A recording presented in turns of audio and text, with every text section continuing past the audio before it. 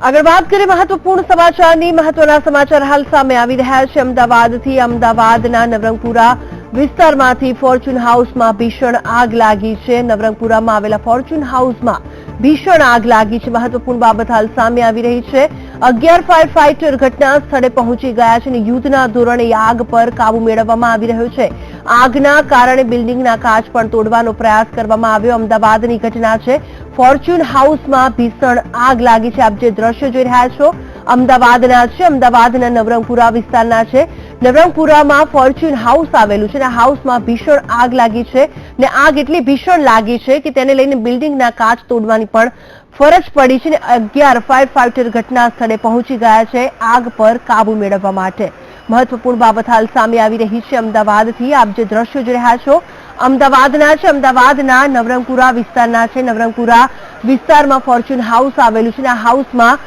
આગની ઘટના બની છે આગ એટલી ભીષણ છે કે આ બિલ્ડિંગના કાચ તોડવાની ફરજ પડી છે 11 ફાયર ફાઈટર ઘટના સ્થળે પહોંચી ગયા છે અને યુદ્ધના ધોરણે આગ પર કાબુ મેળવવામાં આવી રહ્યો છે આપ જે દ્રશ્યો જોઈ રહ્યા છો તે અમદાવાદના નવરંગપુરા વિસ્તારના છે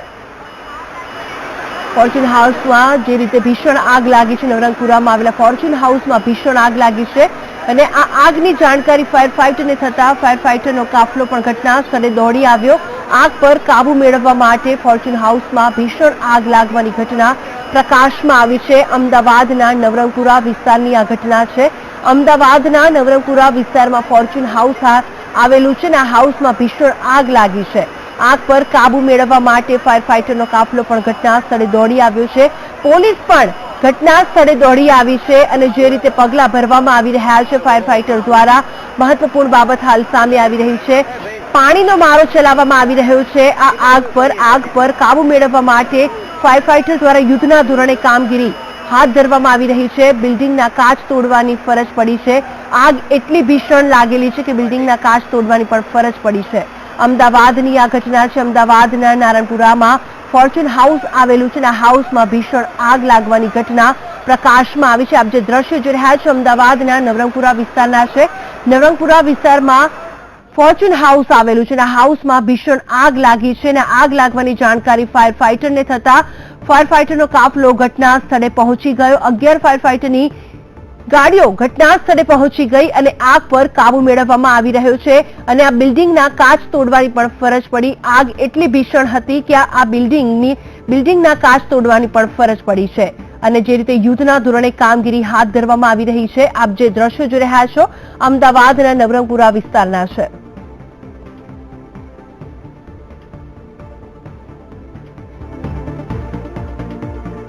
અમદાવાદના નવરંગપુરા વિસ્તારમાં ફોર્ચ્યુન હાઉસ આવેલું છે અને આ હાઉસમાં ભીષણ આગ લાગી છે આપ જે દ્રશ્યો જોઈ રહ્યા છો અમદાવાદના નવરંગપુરાના ફોર્ચ્યુન હાઉસના છે આ હાઉસમાં ભીષણ આગ લાગી છે આ આગની જાણકારી ફાયર ફાઈટરને થતા ફાયર ફાઈટરનો કાફલો ઘટના સ્થળે પહોંચી ગયો અને યુદ્ધના ધોરણે આગ પર કાબુ મેળવવામાં આવી રહ્યો છે આપ જે દ્રશ્યો જોઈ રહ્યા છો પાણીનો મારો ચલાવવામાં આવી રહ્યો છે આગ પર કાબુ મેળવવા માટે વિવિધ સાધનોથી વિવિધ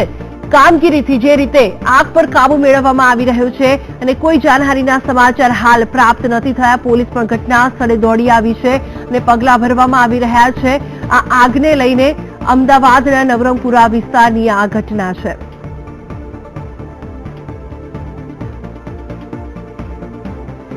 અમદાવાદના નવરંગપુરાની આ ઘટના છે આપ જે દ્રશ્યો જોઈ રહ્યા છો નવરંગપુરા વિસ્તારમાં ફોર્ચ્યુન હાઉસ આવેલું છે અને આ હાઉસમાં આગ લાગી છે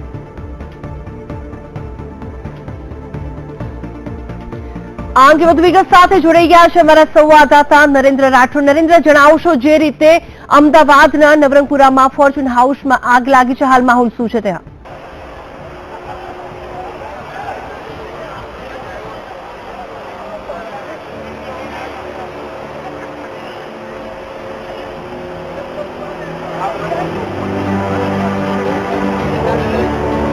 નવરંગપુરાનું જે ફોર્ચ્યુન હાઉસ આવેલું છે ત્યાં અત્યારે આગ લાગી છે અને અમે તે ઘટના સ્થળ પર વીટીવી પહોંચ્યું છે જોઈ શકાય છે આ દ્રશ્યો કે જ્યાં આ જે ફોર્ચ્યુન હાઉસ આવેલું છે કે જ્યાં નીચે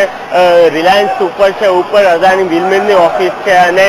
એકાએક આ જે આગ છે એ લાગેલી છે અને ફાયરની ટીમ દ્વારા સતત પ્રયાસો હાથ ધરવામાં આવી રહ્યા છે કે જેટલી બને એટલી જલ્દીથી જલ્દી આગ પર કાબુ મેળવી શકાય. બિલ્ડિંગના જેટલા પણ કાચ આવેલા છે, કારણ કે આ જે બિલ્ડિંગ છે તેની અંદરની ભાગમાં આ સમગ્ર આગ લાગેલી છે, ત્યારે સતત પ્રયાસો હાથ ધરવામાં આવી રહ્યા છે ફાયર વિભાગની ટીમ દ્વારા, અને જે લગભગ 11 થી વધારે ફાયર ફાઈટર સહિતની જે સમગ્ર ટીમ છે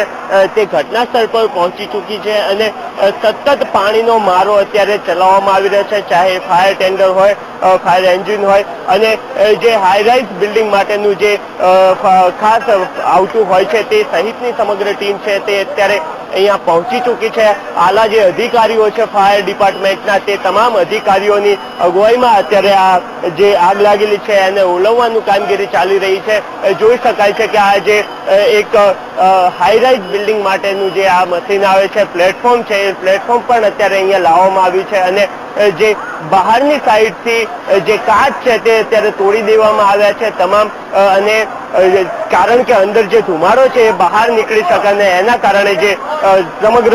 અંદર જે ખૂંટાઈ રહ્યું હતું અથવા તો આગ વધારે ના લાગે એ માટેના જે પ્રયાસો હાથ ધરવામાં આવતા હતા તેમાં અત્યારે સફળતા મળી રહી છે. આગ પર આમ તો કાબુ મેળવવામાં આવ્યો છે, પરંતુ સતત જે ધુમાડો છે તે અત્યારે ચાલી રહ્યો છે. ફાયરની તમામ ટીમો આવી છે, 11 જેટલી વિવિધ ટીમો અહીંયા અત્યારે ઘટના સ્થળ પર છે, અને તમામ દ્વારા અત્યારે પ્રયાસ હાથ ધરવામાં આવી રહ્યો છે કે જેટલીથી જલ્દી બને એટલું આગ પર કાબુ મેળવી શકાય. અંદર ઓફિસ વર્ક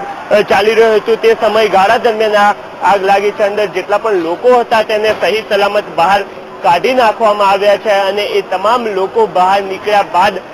આ ફાયર વિભાગની ટીમ દ્વારા પ્રયાસ હાથ ધરાયો છે આગ પર કાબુ મેળવવા માટે. પોલીસની જે બાજુમાં જ પોલીસ સ્ટેશન આવ્યું છે, ત્યારે પોલીસની ટીમ પણ અહીંયા ઘટના સ્થળ પર પહોંચી ચૂકી છે કે જેથી સામાન્ય જે લોકો છે તે જ્યાં આગ લાગી છે ત્યાં પહોંચી ના શકે, અને ફાયર વિભાગની જે ટીમ છે તે તેમની કામગીરી છે તે સરળતા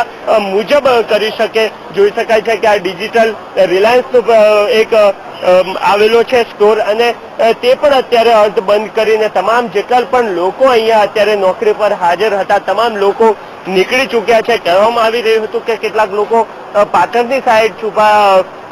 હતા લોકો, એ તમામ લોકો બહાર નીકળી ગયા છે, અને અત્યાર સુધી કોઈ પણ પ્રકારની જાનહાનિની બાબત સામે નથી આવી રહી, અને ફાયર વિભાગની ટીમ દ્વારા સતત પ્રયાસ હાથ ધરવામાં આવી રહ્યા છે કે આગ પર જલ્દીથી જલ્દી કાબુ મેળવી શકાય. બિલકુલ નરેન્દ્ર, જે રીતે આ આગ લાગી છે, ઉપરના ફ્લોર પર આગ લાગી છે, તો નીચે દુકાનો પણ આવેલી છે, તો દુકાનોને કોઈ નુકસાન પહોંચ્યું છે આગને લઈને?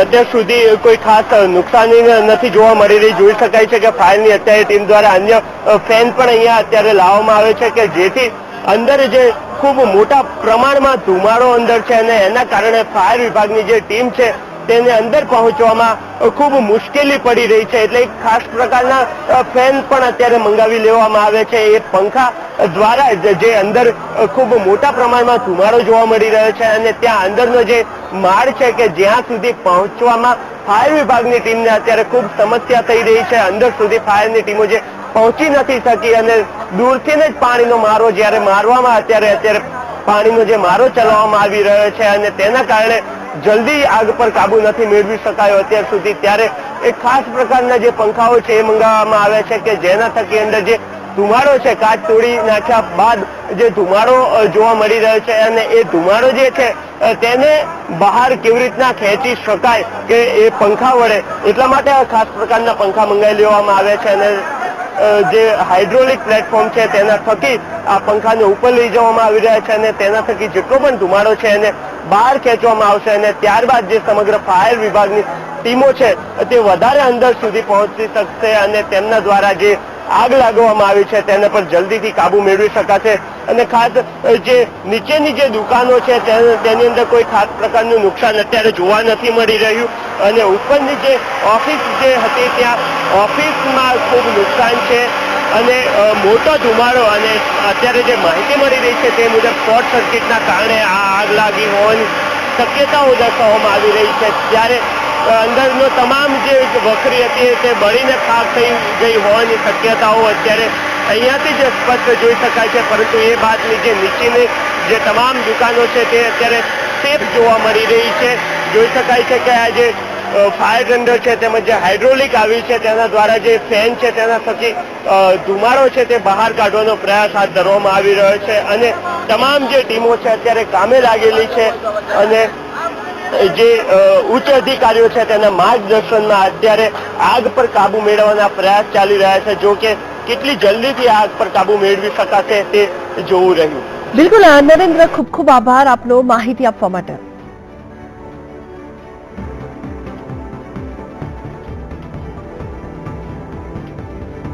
તો આ સાથે સમાચારમાં હાલ